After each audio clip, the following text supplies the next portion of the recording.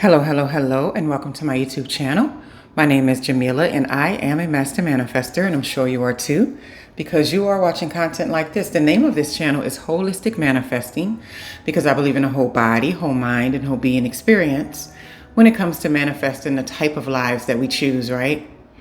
What I'm discussing in this video is the concept of seeing your thoughts as prayers, as little prayers that you say all day, right? I know we all know the bigger concept of the idea of prayer is we stop doing what we're doing.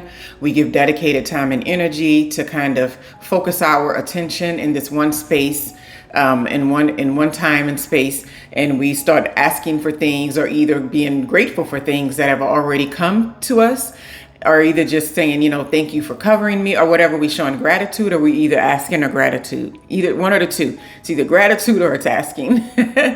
But what we don't realize is that all of it is asking. All of it is asking no matter what. So when we do this little, moment like before bed, or when we get up in the morning, or right before we eat our food and those sort of things, that dedicated energy is a very conscious approach to manifesting and saying prayers for things that we are choosing in our lives, right? What we don't understand is that what we have in our lives and in our space and what we are experiencing is what is the results of our very truest essence, our subconscious essence of who we are. So even if we sit there with that dedicated time and energy and we make those specific prayers, that's not always how it's manifested. And we all know this, right? Because there are things that some people have been asking for a very long time. But what you are at your truest core and what you are thinking about and believing in your subconscious mind is what's actually showing up in your space. So for example, I think about every now and then, I think about the situation from the past, and some things about it makes me chuckle. But at the same time, I was on my walk this morning and I was like, stop thinking about that. And the reason why is because it can go so quickly from, oh, that was funny, to now that was just ridiculous. Now that was downright nonsense. And it can easily start going down the road of me asking for more chaos and more contempt and more anxiety and more anger, because that's the emotions and the feelings that those thoughts eventually bring about, right? Even if they start off as funny. And sometimes we have this thing with our brain because it likes to complete cycles and loops. It likes to have answers for everything. And our minds can't get the best of us because they're just going to do those little thoughts all day. There's not a moment where your brain doesn't have thoughts, right?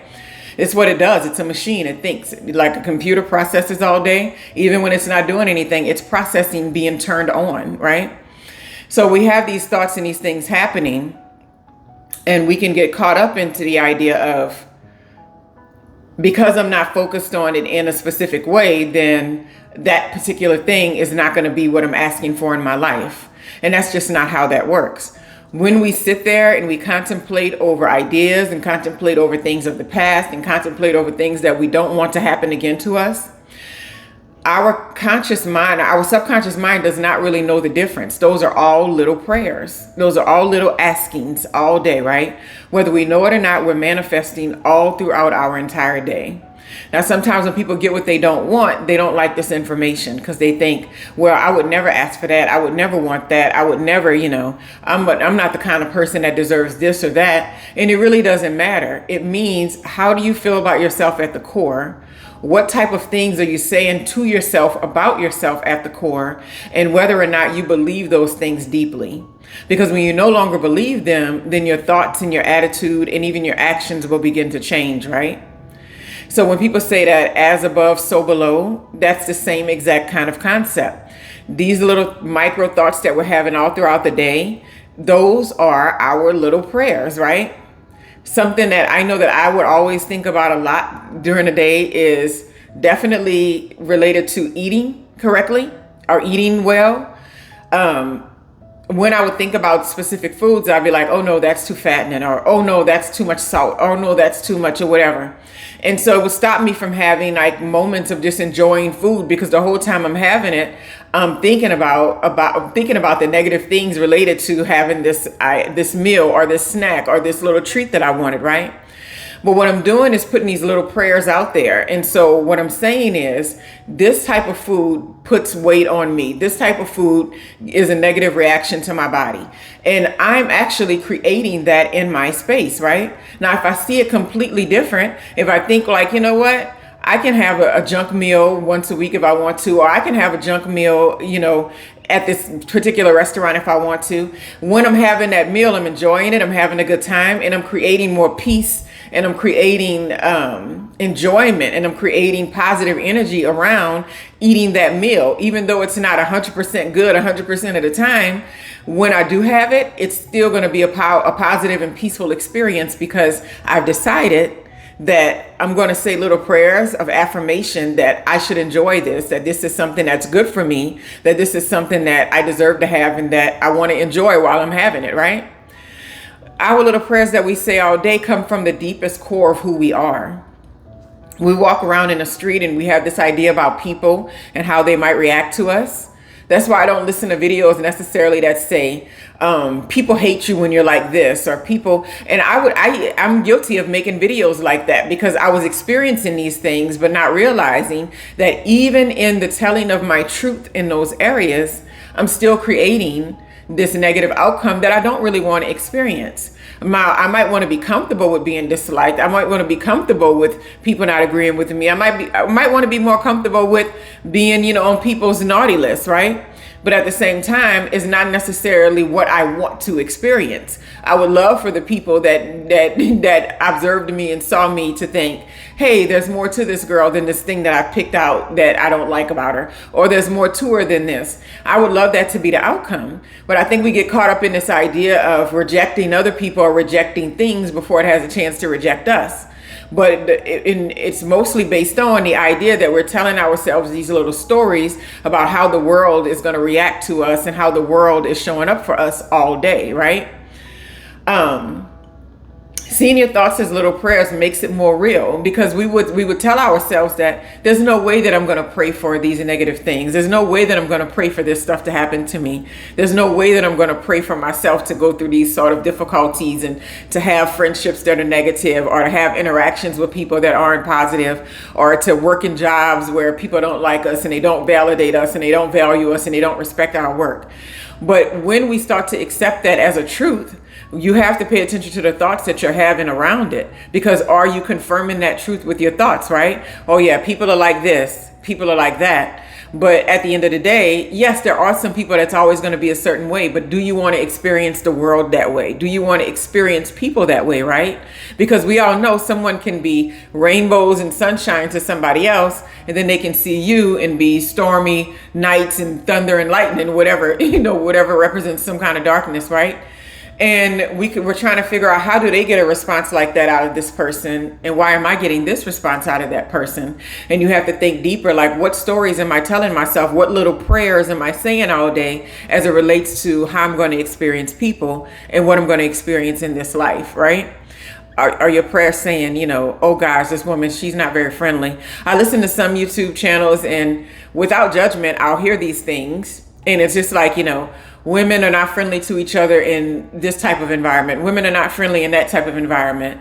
And I always tell myself, don't take that on, even though that's something that they may be struggling with, and that I can clearly validate their experiences, but I don't have to sit there and say, well, yeah, they do say that women don't treat you well when you go in these environments, that women treat you like this in that environments, that friends are jealous, that friends are evil, that friends are backstabbers.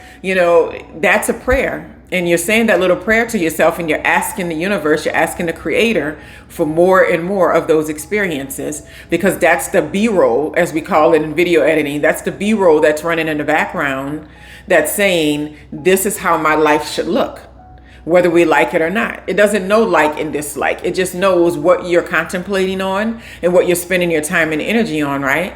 So when you find yourself in a negative space in your life, or you find yourself experiencing negative outcomes that are unwanted, or things that you do not want to experience in your life, you have to take stock and be like, what am I thinking about all day? What are my truest feelings about who I am all day? What is at my truest essence? What is at my deepest core? Do I love myself? Do I believe in myself? Do I take care of myself? Do I treat myself like gold? Do I treat other people well? Do I judge other people? Do I speak negatively about other people? And do I speak negatively about myself? Even though these things don't come out of our mouths, they're still happening sometimes in our minds, right? That's why I always know that you can meet the most positive people and the people that are most outwardly beautiful in energy and attitude and stuff like that when you're not practiced in your intuition and discernment, and you'd be amazed by like what's going on in their internal minds, right? These days in my life, I'm really good at tapping into when a person is who they say they are at their core when I'm meeting someone that way. But there are times when I wasn't. And I would take their words and their attitudes for the Holy Grail. It's like, that's who they say they are. That's what they're showing up as, right? But at the same time, in those moments, I can think back to not trusting myself fully, not trusting my intuition fully, in my mind saying these little prayers of second guessing myself everywhere that I'm going, right? Contemplating whether I know something to be a truth or an understanding, or whether a boundary is good enough, or a boundary is too much, or a boundary is going to bother someone. These are the things that sometimes we contemplate. And so we run into these people that we can't practice our proper discernment with, and they're putting on an image. You're ultimately putting on an image too, because you're not truly tapping into the clearest version of who you are. Because when we do that, then we can see it clearly. And then we can step back and say, I don't want to think about, being divorced all day. I don't want to think about having to go to a toxic workplace all day. I don't want to think about having unruly kids all day. I don't want to think about these. I don't want these things to be my life, because our thoughts create our entire experience in this life, right?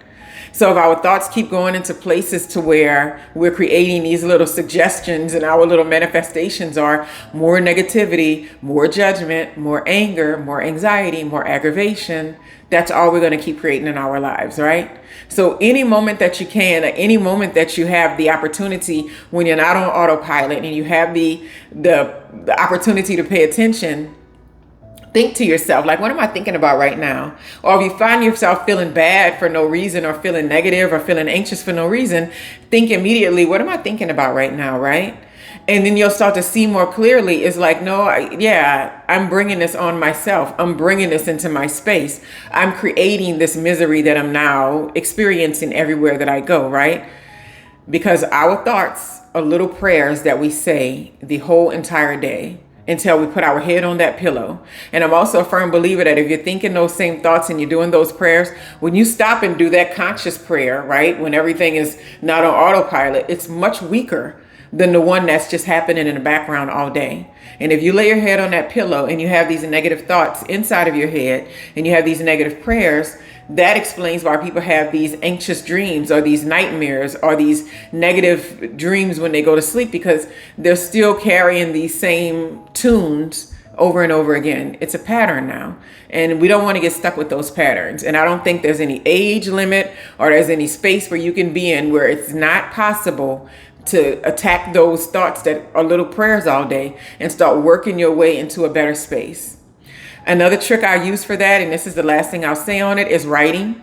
If I find myself in a very negative, heavy space, I start writing out the things that I want to believe, and the things that I want to see a certain way, and the subconscious thoughts that I want to have. And the reason why is because when you're writing and having this interaction with yourself and putting a pen to an actual paper, you can't think about those things anymore. Your brain can only process one task at a time, contrary to popular belief. This is scientifically proven. Our brain only processes one piece of information at a time. So even if you're switching like this back and forth, you're only doing one piece of information here, one piece there, one piece here, one piece there. Side note, that's why computers were in the beginning built that way, with one processor, because it was built off of the way humans were. That's why you can go buy a computer now with a quad core processor, meaning it has 4 processors in it, because it's essentially having 4 brains inside of one system.